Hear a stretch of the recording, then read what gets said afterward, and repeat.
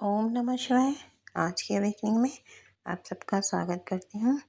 आज हम बात करेंगे आत्मा यानी सोल पर। कुछ लोग आत्मा को ऊर्जा मानते हैं जो जीवन भर एक अनुभव देती है।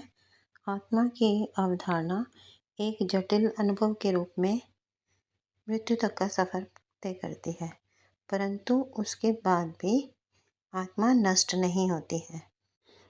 आपको मैंने अपनी पिछली वीडियो में बताया था कि 84 लाख योनियां हैं। परमात्मा का ही अंश हम आत्मा है।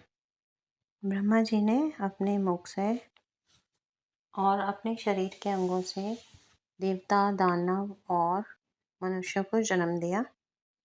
हम 84 लाख योनियों को भोग कर अपना एक चक्र पूरा करते हैं।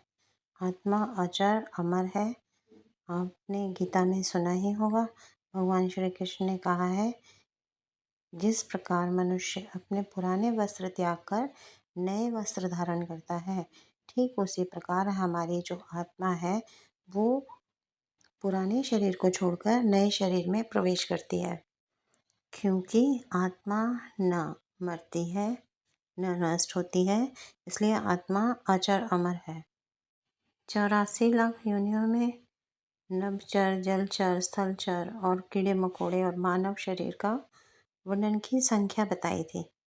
हमारी आत्मा जो है उन सब में विचरण करते हुए मानव शरीर को प्राप्त करती है और उसके पश्चात हमारा प्रभु के धाम में जाना होता है, यानी मोक्ष की प्राप्ति होती है।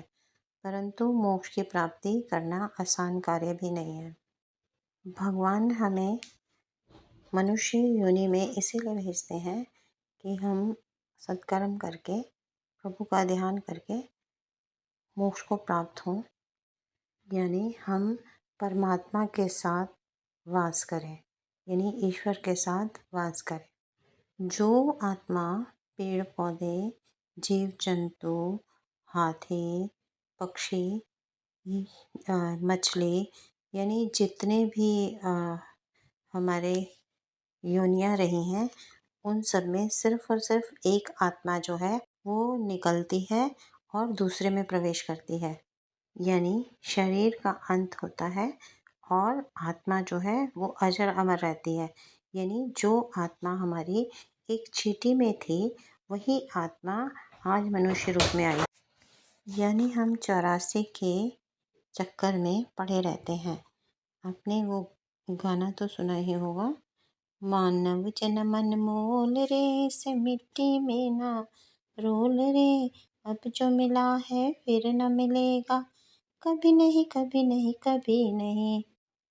मानव को बुद्धि, विवेक, ज्ञान, सुनने की क्षमता और भूलने की शक्ति प्रदान की है। एक उदाहरण से समझाती हूँ। जब हम अपना शरीर छोड़ते हैं तो 5 तत्वों से बना हुआ शरीर 5 तत्व में लीन हो जाता है। चलिए बताते हैं किस प्रकार। आत्मा जो कभी मरती नहीं है, वो कभी नष्ट नहीं होती है, वो हमारे शरीर से निकलकर पुनर्जन्म के लिए फिर से तैयार हो जाती है और जो आकाश की तरफ चली जाती है। पृथ्वी में जब हमें जलाया जाता है तो हम अग्नि को समर्पित होते हैं। जो हमारी त्वचा जलती है तो पृथ्वी पर हमारी जो राख है वो पृथ्वी में लीन हो जाती है और जो अग्नि है वो हमारे शरीर को जला देती है। इस प्रकार हमारे 3 तत्व कंप्लीट हुए। अब बाकी रहे 2 तत्व, जल तत्व और वायु तत्व। जल तत्व में जब हम अस्थियां विसर्जन करते हैं तो हम जल तत्व में लीन हो जाते हैं। वायु यानी प्राण वायु हमारे शरीर से निकलकर आत्मा के साथ वायु में लीन हो जाती है। इस प्रकार हमारा शरीर 5 तत्वों से बना और 5 तत्वों में ही लीन हो जाता है। आज के लिए इतना ही। मिलते हैं अगली जर्नी में। तब तक के लिए राधे राधे।